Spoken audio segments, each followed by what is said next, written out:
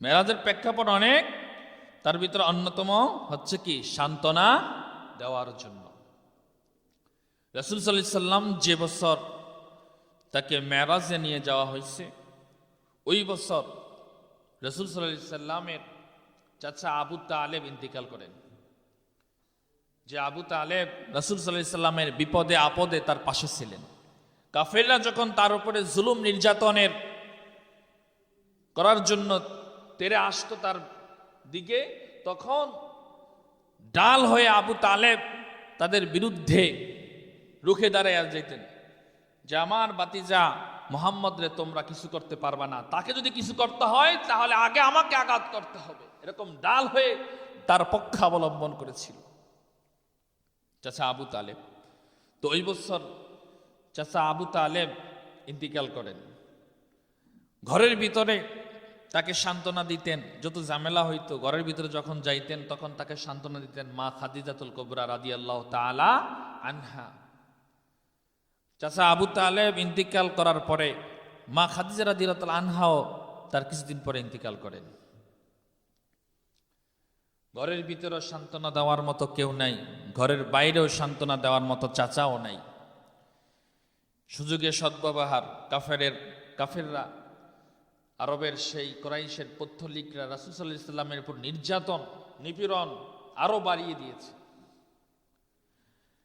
এরকম নির্যাতন যে সাহাবায়ে কেরামরা যারা নতুন মুসলিম, নতুন সাহাবী যারা, তারা আতঙ্কে থাকতো, ঠিক মতো ঘুমাইতে পারতো না, যে কখন কিভাবে আক্রমণ করে, কখন আমাদেরকে শহীদ করে দেয়, একটা আতঙ্কে থাকতেন। তো জুলুম নির্যাতন যখন চরম পর্যায়ে পৌঁছে যায়, তখন রাসূল সাল্লাল্লাহু আলাইহি সাল্লাম নিয়ত করলেন মক্কা ছেড়ে তায়েফের ময়দানে গিয়ে দ্বীনের দাওয়াত দেওয়ার। রাসূল সাল্লাল্লাহু আলাইহি সাল্লামের সফর সঙ্গী যায়েদ বিন হারেসা রাদিয়াল্লাহু তাআলা আনহাকে সাথে করে তায়েফে চলে যান দ্বীনের দাওয়াত দেওয়ার জন্য।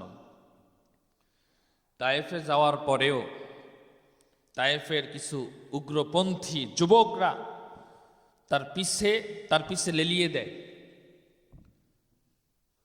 তায়েফের কিছু নেতারা, বন্য নেতারা কিছু উগ্রপন্থী যুবকদেরকে লেলিয়ে দেয় যে এই ব্যক্তি পাগল, এই যা বলবে তার বিরুদ্ধে আচরণ করবা এবং তাকে কোনো মানুষের সামনে কথা বলতে দিবা না।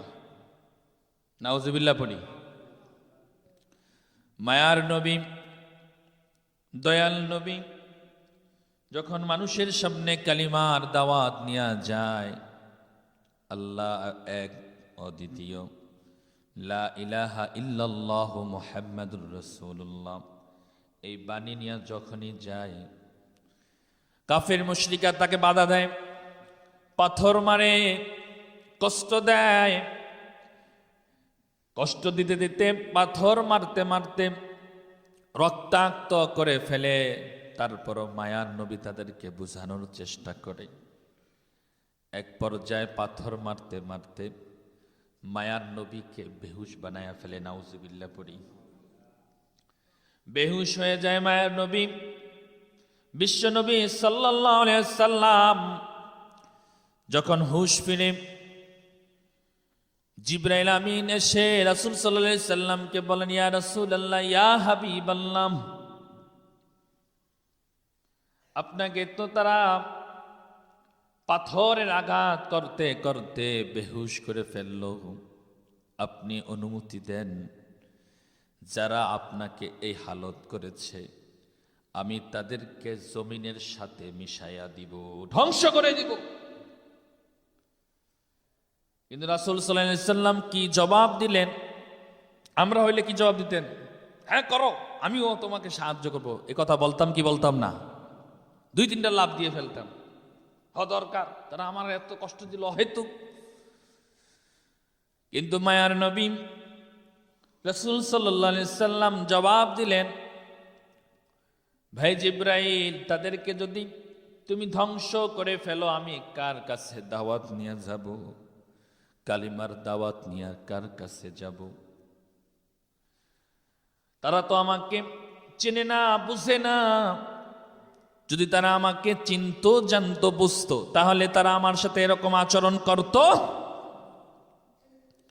সুতরাং জিব্রাইল,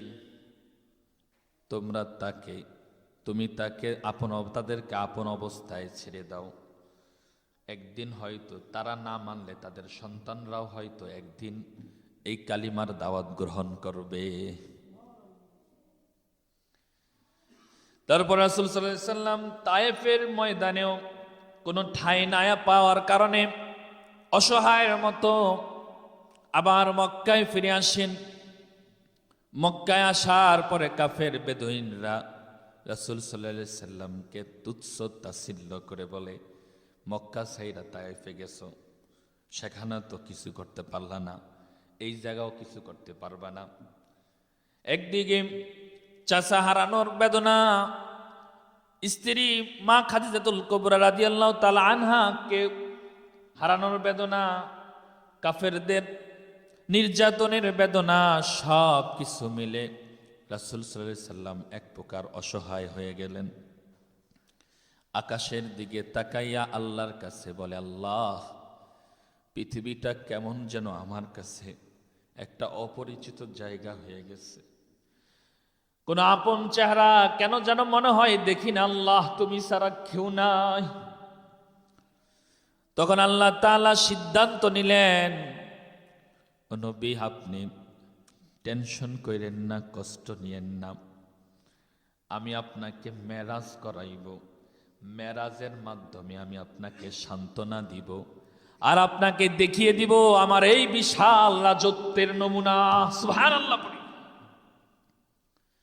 অনেকগুলো প্রেক্ষাপটের অন্যতম প্রেক্ষাপট হচ্ছে রাসূল সাল্লাল্লাহু আলাইহি সাল্লামকে সান্ত্বনা দেওয়ার জন্য মেরাজ নিয়ে গিয়েছিলেন।